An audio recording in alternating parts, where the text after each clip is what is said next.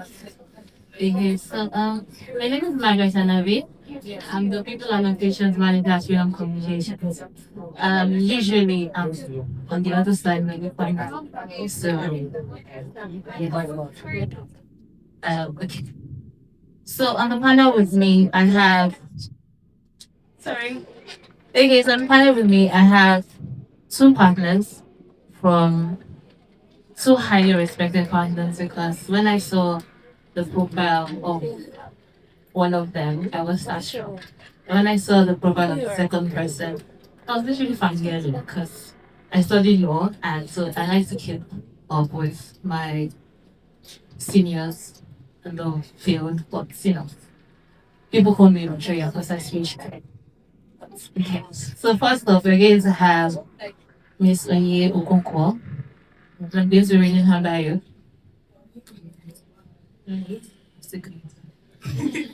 Okay, so Miss Okonkwo is the head of chambers and partner at Jerry and Grace Attorneys.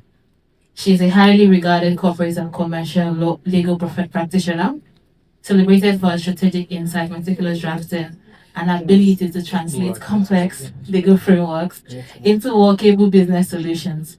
With a strong analytical foundation, she advises clients on a wide range of corporate and commercial transactions where precision, risk management, and regulatory compliance are critical to success.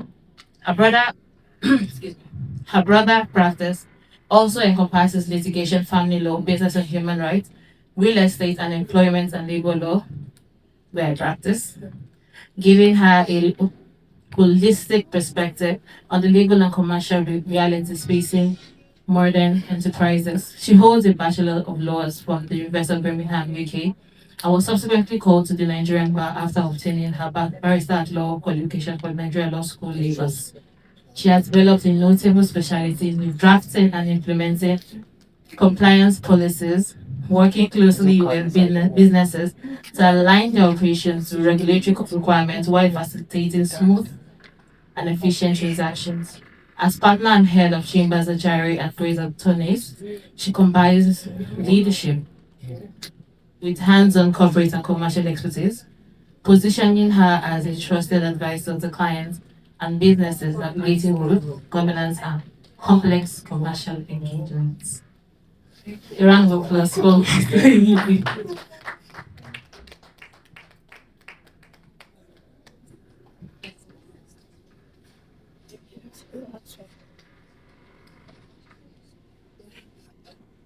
Okay, secondly, joining me on stage will be Mr. Nusa Garrick, Senior Partner, FA Garrick and Co., Head of Legal, Ashcop. Should I stop? Ashcop. Okay. So Mr. Garrick is an experienced legal advisor and strategist with over 14 years of specialized experience in intellectual property alongside substantial expertise in corporate structuring, governance advisory, commercial law, international trade, and cross-border transactions. He provides counsel to a diverse clientele, ranging from emerging enterprises to multinational corporations across sectors including finance, technology, entertainment, fashion, energy, oil and gas, and hospitality. Currently, he serves as a senior partner at FA Garrick and Co. and group head of legal and company secretary at Ashcorp, the parent company of brands like Ash Luxury, Hardcover, 23 Labs, and Zyfara. I'm sorry if I pronounced that wrong. Perfume. His practice emphasizes commercially focused legal solutions, proactive protection and enforcement, as well as dispute resolution, corporate structuring, and governance advisory throughout Nigeria and broader African markets. He holds an LLB from the University of Benin and earned awards for being the best graduating student for his LLM specialization, International Trade and Commercial Law at Birmingham University, while finishing the distinction. It has received international recognition, including the Property Expert of the Year Award 2021. Not now, let me finish talking. Not now, it's too plenty. Alright, thank you. Thank you very much. Okay, so we are going to get right into it. So I know Uche was giving her speech, she talked about the fact that we have a very fast increase in media trends. And then she hinted at the importance of having legal knowledge and backing when engaging with influencers and engaging with those trends. So the theme of this session is clarity, consent, and contract. So my first question would be: influencer partnerships have grown faster than the legal structures guiding them. Why is legal clarity now critical for both brands and creators?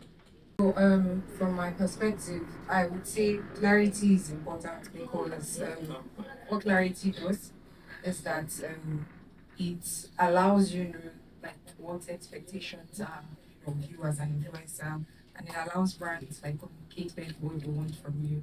And when they clearly communicate what they want from you, and you know what is expected of you, there's trust, and that is what will sustain relationships in the long run. So many of the things that well, brand slash influencer relationships now cause across globally. It's not just what is within our little circles. There are a lot of things. The monies have grown larger, and you know the expectations from us. And so I would say clarity is important because if everybody knows what is expected of them in contracts, then they can act accordingly. And if there is any issue ahead, you're able to deal with it because you have clearly communicated what the expectations are. So that's what I would say, that clarity allows such relationships to be practically sustainable in the long run, or even for the duration of time, or whatever it is, duration of time, or whatever it is they're doing. Yeah, hi. Hi guys, happy New Year. Since everyone was saying that the other Happy part of New service, let me say, Year. so I wouldn't say the regulatory framework or the framework that governs the relationship between both sides of this coin has changed. I would say, um, for what is becoming more evident that it's not, a lot of people do not understand it. So nothing has really changed. When you look at even though it's an industry based, generally industry based, you still realize that it still boils down to contract. It still boils down to relationship. So relationship between humans is still generic. It's still the same thing. But I mean, as it relates to the question, I think the more important thing would be why is the clarity needed? And for me, simply put, the clarity is needed for the influencers for a different reason than the company. So for the companies, you're looking at along the lines of even regulatory compliance, for example. If I am a company and I'm engaging an influencer to do something, right, I would want to ensure, especially if I'm in a regulated industry, I want to ensure that the claims that this influencer is making as it relates to my product is actually aligned with what my product is actually created for. And so it's quite important that there's clarity, not just in terms of commercial terms, but in terms of deliverables and things like that. So beyond the issue of disputes, which is the generic, which is basically what you would anticipate, is the issue of actually delivering what you're supposed to do in line with whatever regulatory structure you work under. For the influencers, I think obviously like a thing that would be very important for them is income. You're trying to ensure that whatever income that or whatever commercial expectation, that is a very reasonable commercial expectation that you have from that contract, is very clear. You know your payment terms. You know, for example, issues of where there is a backtrack from the company to say, I'm no longer interested in doing this. So what happens in that situation? You know, you've expended money, you've expended time, which is heightened your currency. So those kind of things are issues that clarity brings to it. Yeah. Thank you. Okay, thank you. So, in your experience, what are some of the legal issues you've come across in terms of brand creator partnerships? Okay, so at Ashlocks, we work a lot with like influencers. We have a lot of influential relationships that we have. And I think one area that you see in my negotiations with these, with how do I say these guys, right? My negotiation with them is issues around intellectual property, you know, image rights, and to what extent that where are we using your rights? what medium are we using, right? How long are we using it, right? What's the commercial value? What commercial value are we exchanging for it, right? So I think issues around intellectual property is an area that is very gray, and depending on who's on the other side, I mean, and depending on who I represent, because the work that I do is quite interesting. From one day I can be representing a company, and the next I'm representing an influencer. And so in that kind of instance, my negotiation strategy is always different in those things. So I would say typically intellectual property, typical payment terms, withdrawal terms, termination. How do we terminate this relationship, right? I think a very important word that I'll say just before I let my colleague say something is deliverables. I think that's a very gray area because there's a lot of goalpost shifting when it comes to what you call a product. And we've seen that there are three cadres. So there's the brand, there's the agencies, and then there's the influencers here. So we at some point you don't know who's shifting the goalpost at any point, but the point is that is always a problem. And if that is those are areas that cause legal problems between us. So I think creating more structures around yourself as an influencer, making yourself a brand and not just a one-man business, right, would be able to solve problems like that. Okay. I mean, he said most of the things, but I would also say that just like in with or in any kind of partnership, the issues will revolve around maybe what is disclosed or what isn't disclosed in the agreement. So maybe sometimes it's like he said on in relation to the deliverables, maybe moving the goalpost. All of a sudden there are expectations that weren't initially communicated. Maybe the issue of payments. How to when will this contract be terminated and all those things. So yes, those are some of the issues around that can come up between influencers and brands. I don't know story of an influencer that came back, like even after he had agreed, the person came back to say, oh, things have changed, this money that we had agreed on is not viable anymore. So I mean, you can't do stuff like that. Like I said, especially when you sign down an agreement, that is now what becomes binding. So it's best, part of the earlier conversation in relation to clarity, that all those things are put down into writing so that you avoid any of these disputes to the best of your abilities in the long run. So you've mentioned that the creators should clarify, like in terms of deliverables, the timelines. So are there any other thing you think the creators themselves should like maybe throw more light on the things they should clarify? Because there are times whereby an influencer will say, okay, this is what I want to do, right? And then there's been some back channel conversation with either maybe the PR account manager, and the influencer is saying, oh, okay, I think this works, but it's like, oh, don't let's put it down. And then there's just this, because I work in the PR space, so I've had situations whereby the influencer is saying, okay, I can do this for you, but maybe don't write it down. And well, I went to law school, so the idea of that is like, it just doesn't work. So how do we negotiate that? How do we have that So conversation? if they're not going to put it down right, and then they move back from that position or they renege on it, you can't exactly enforce it because it now becomes what you said versus what I said.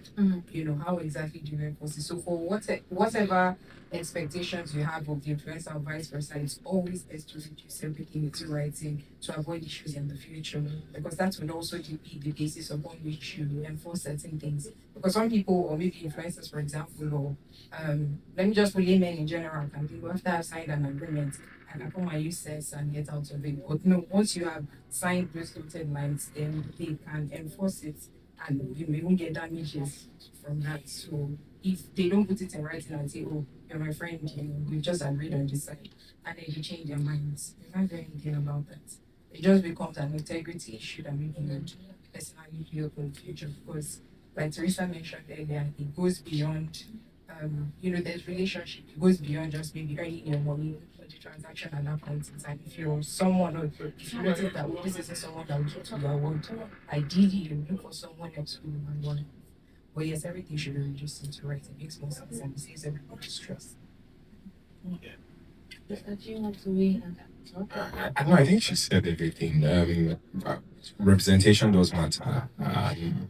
How do you But if I were to say the specific things that need to be clarified, from the influencer point of view, I would say your deliverables.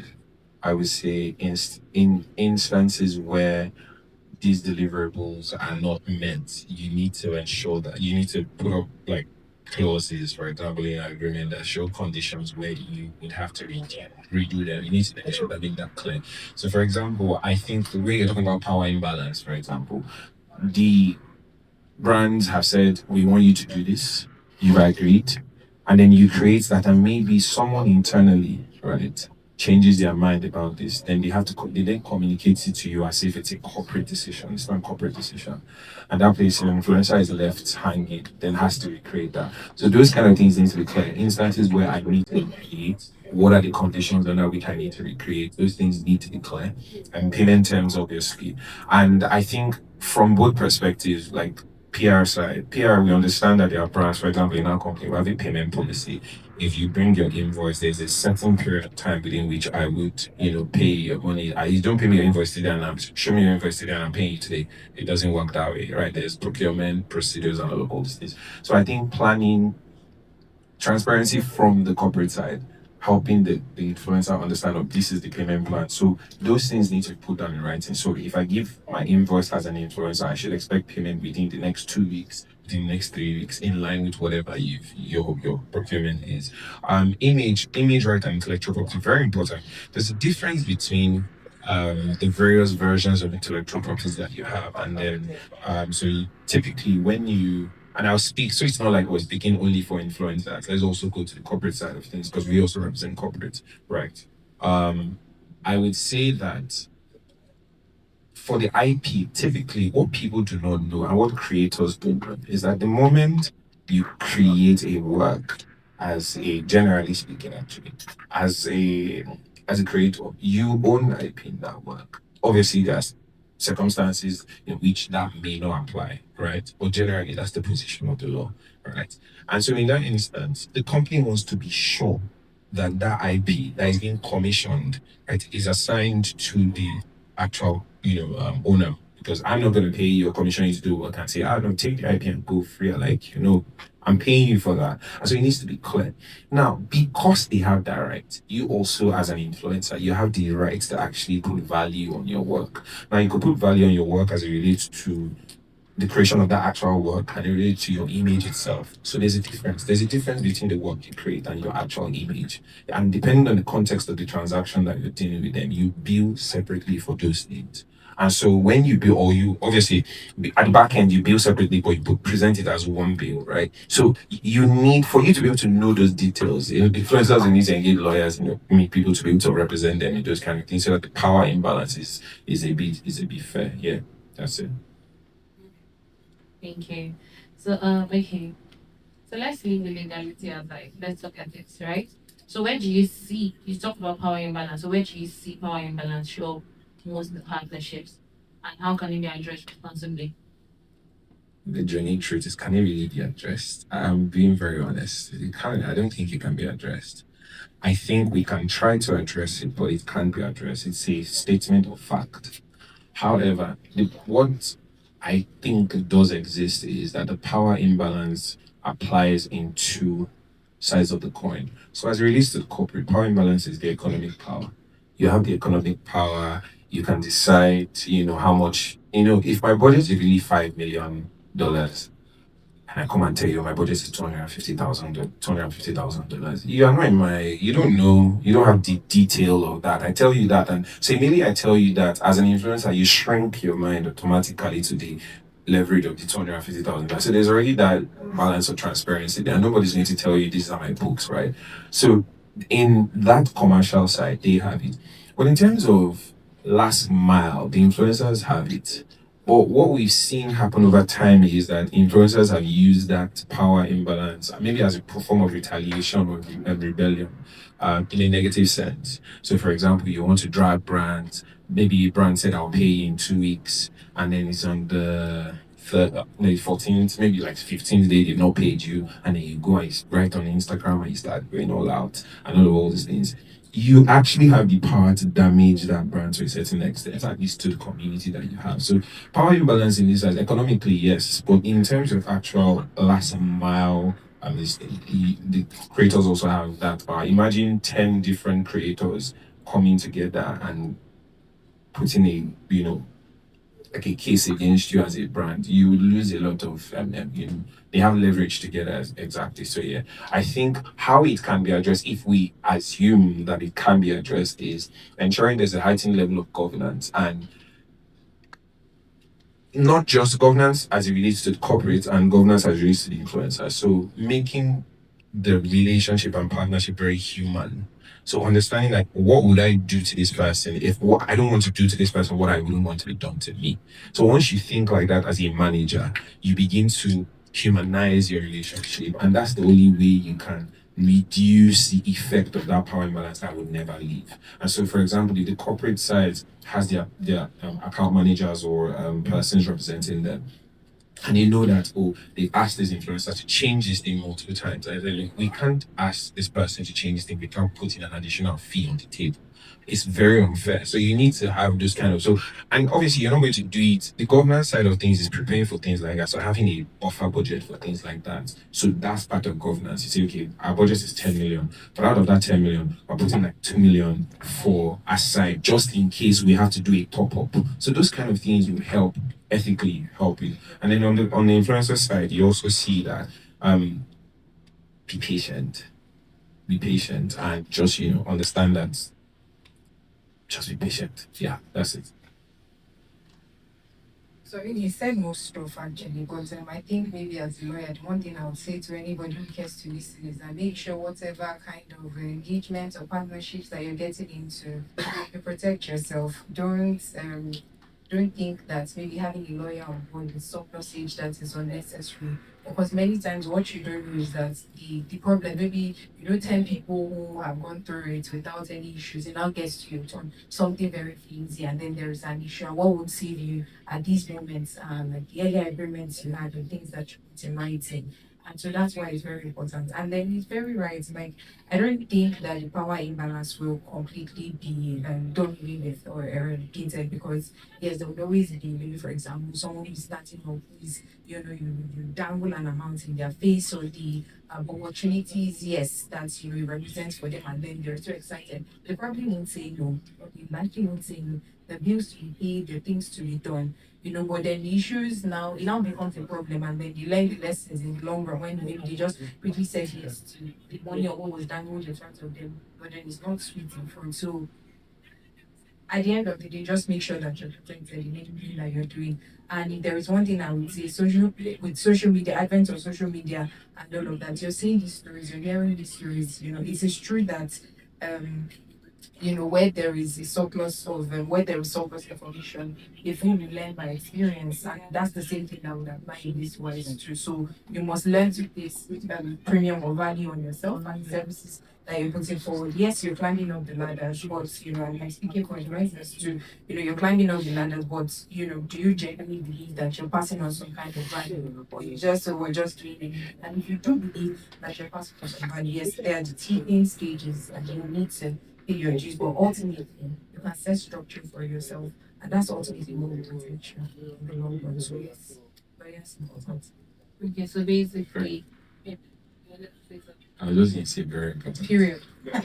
yeah, so basically, it's not, no matter how much you trust the person, you just have it written out. No, don't the whole, okay, I'm saying, yes, we've spoken about it, you're doing me a favor, like, reducing the budget, not budget, but say the influencer at this point is reducing their rate card, or what they usually would charge is, relationship. Let me give it to you at this amount. So basically, the summary is, even if I'm doing you a favor, let's call it that. Let it be written out that yes, this is the amount I'm charging. Just in case for some reason or the other there's a mix up somewhere and someone is saying, oh, but you're doing it, but why are you not doing this? Why are you not doing that? Okay, right. Yeah, so basically you need to, like, as much as you can, you need it right.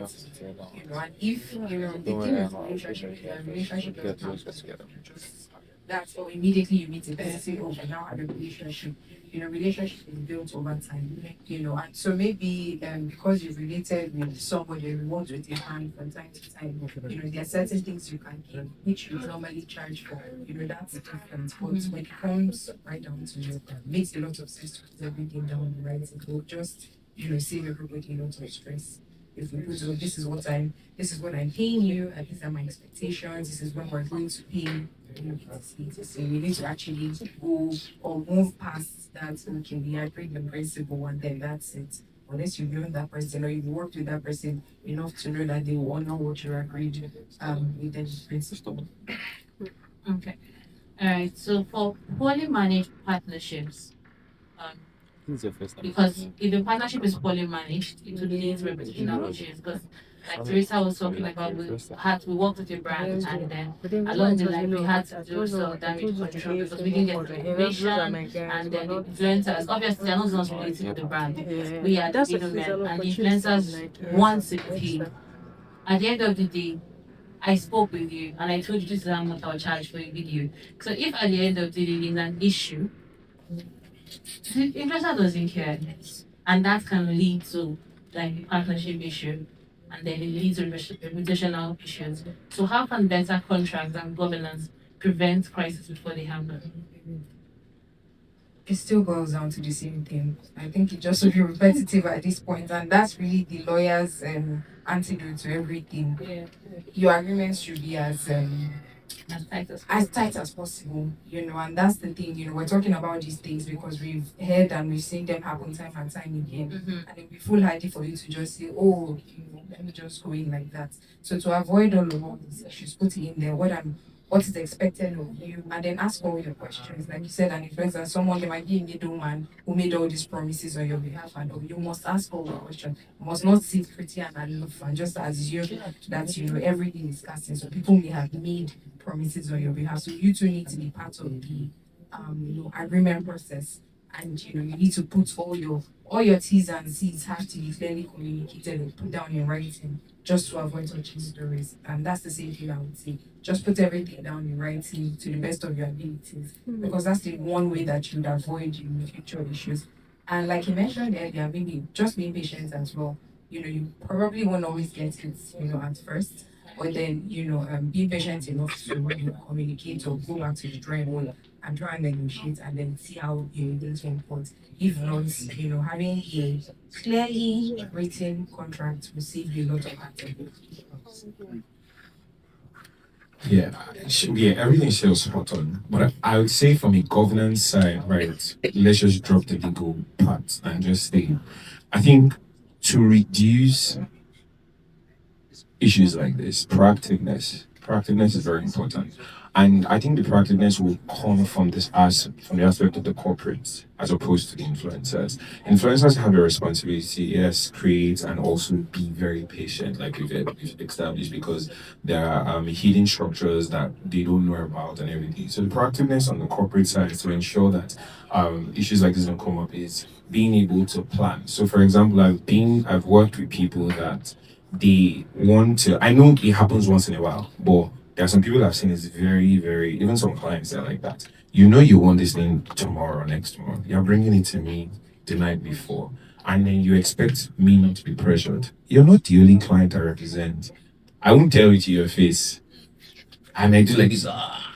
I'll deliver, but just know the next time I'm billing you, I'm going to take that into consideration or take your behavior into consideration. So, okay, this is a very high maintenance client. And because it's a high maintenance client, I need to be able to get more value there to ensure that, okay, if you wake me up at 2 a.m. in the morning to deliver something, I'll deliver it because I won't sleep. I hardly sleep, but I will deliver it, but I'll bill you for that.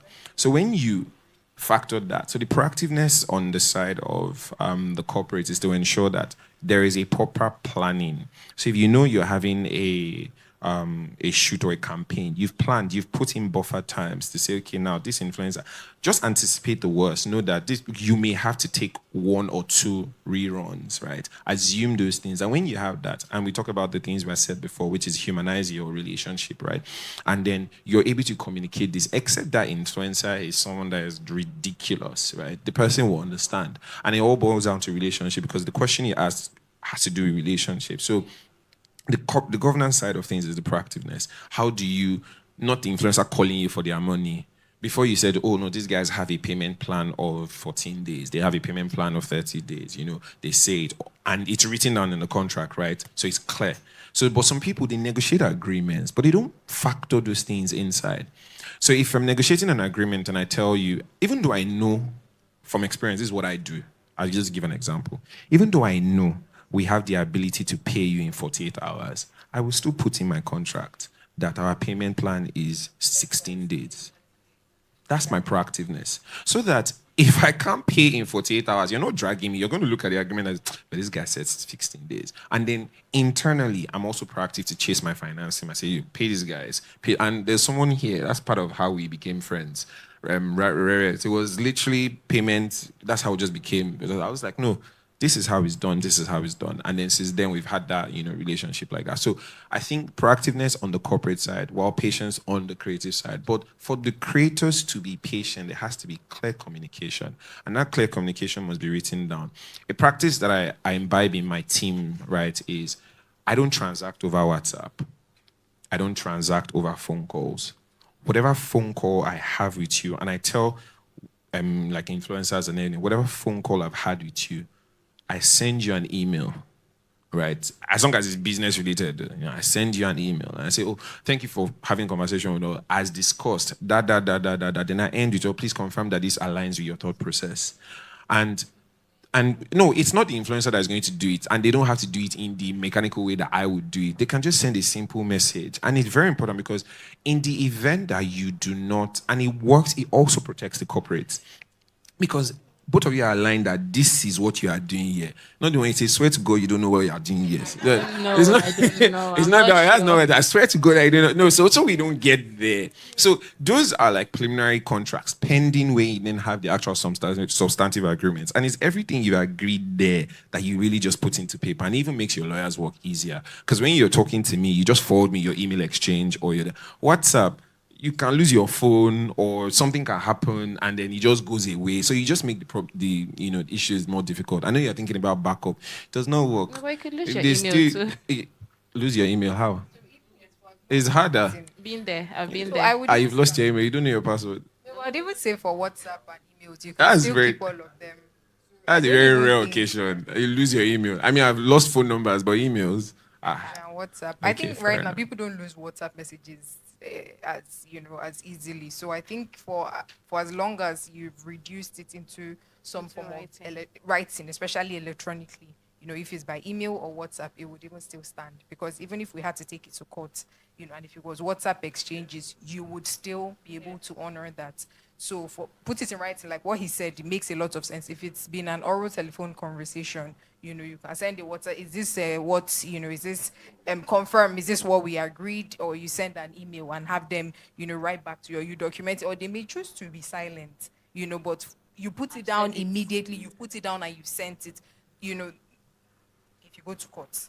Those are the things that they would look around. Yeah. It's not as dogmatic as did you put your signature, did you do this. The court will interpret the issue, like the circumstances around Around it, in messaging. establishing whether or not in establishing rights and liabilities at the end of the day. So all these things matter, bottom line. Okay.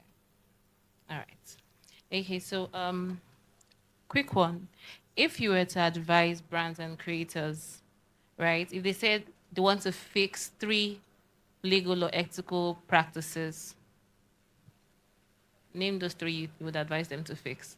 Like they walk up to you, maybe a brand, a creator says, no, sir, Onye, I want to fix 3 legal or ethical practices, and I need your advice on the ones I should fix that would benefit me as either a brand or a creator. Or which would you advise? I would say for corporates, actually, not just corporates, I think for both sides of the coin, I would say humanize, ethically, right? Humanize your relationship. I think if you humanize your relationship, it opens the doors for a lot of things to work in both favor. Because the essence of this program is a mutually beneficial relationship. It's not for me to say one side. Humanize your relationship. When you humanize your relationship, right?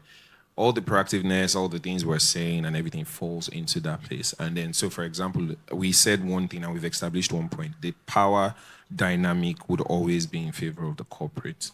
It's a factor. It will always be in favor of the corporate when it comes to the economic side of things, right? And so, humanizing that relationship would help. So, I would say humanize that. Second thing I would say is, for the influencers and for the creators, I would say set up a structure around yourself. You know, you're a brand. I tell people, I'm just like, I'm not, there is no Garrick. What you get with Nosa Garrick is the nerd. There's Graham Garrick. That's the social side of me.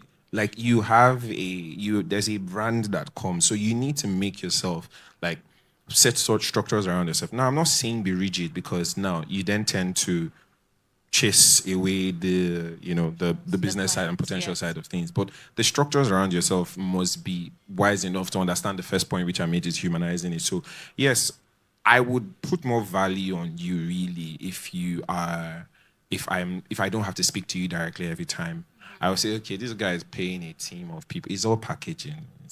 You put more value. But at the same time, I think she made a very important point. If I see the CEO or the MD or someone sending me a message, I promise you, even though I'm a senior partner and everything, I'll take it more because that's how I would be more. So even if I'm going to deflect to say, okay, because that is not what I'm supposed to do because I'm actually paying someone to do that. There's a way I would, respectfully say, okay, this. So, but some influencers do not have that balance, and so they need to learn that. So I think the final thing I would say is deliverables. You need to be clear on deliverables because that's where really payment terms not really a lot of problems. It doesn't cause so much problem because in the end these guys know they have to pay the money. Where the problem is the money that they are paying for, does it align with what you are giving me? And you're now saying what you're asking from me, does it align with what you told me before? So stop shifting the goalposts at different times. So you need to make sure those are things I think you need to make sure very clear. And yeah. Just to add to what he said, I would say maybe fixing usage rights and all of that. So it's very important that you clearly put how long you use this creator's work and all of that. I think like he said, just in being human, avoid all those. We'll use it forever once we've paid you.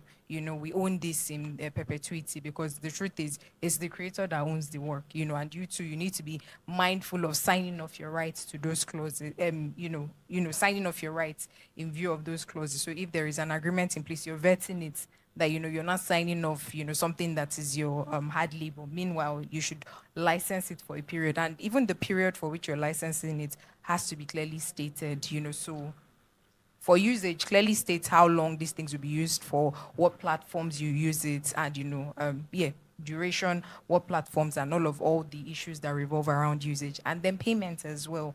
There should be clear structures around payment. Put it clearly. Don't by the time even if there are milestones, it should be clearly communicated. So that people aren't there hoping, like he said, even though they know that the policy is 48 hours, maybe just to give yourself some kind of leeway to avoid any issues. You say, oh, payments would definitely come maybe upon delivering the first milestone in 6 days or within 5 working days or something. But clearly put it there. Don't let people chase you after they've done work, and especially when yes, don't let people chase you about for their monies when they've transferred value, they've done the work. So there are 2 areas in addition to every other thing he said. Yeah, thank you very much. I think as an employee, as Teresa's employee, I have learned like, well, I wouldn't say I've relearned a couple of things that I know she's going to remind me about on Monday morning's meeting. Teresa, I heard it. Don't worry. I'll implement it. So thank you very much for your time. We've come to the end of the session. Thank you very Hands much. together.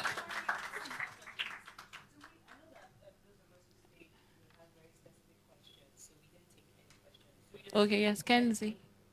I know. Sorry.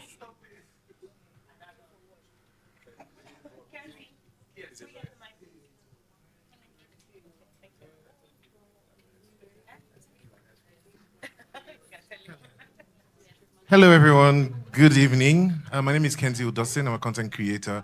Teresa. Oh, you go, girl. So my question is, should creators charge for usage rights and, for a specific duration? Let's say a brand wants to use your content, say for 60 days. can you charge for the creating of the content itself as well as that duration of time that your image is going to be used? So, yes and yes. And I know it's a corporate that brought me here, but I've seen situations where those fees were separated. Obviously, it boils down to leverage. Like, what can you leverage? Like, to what extent have you? Someone was saying, talking about paying the dues. There are some things I can ask for now in my career.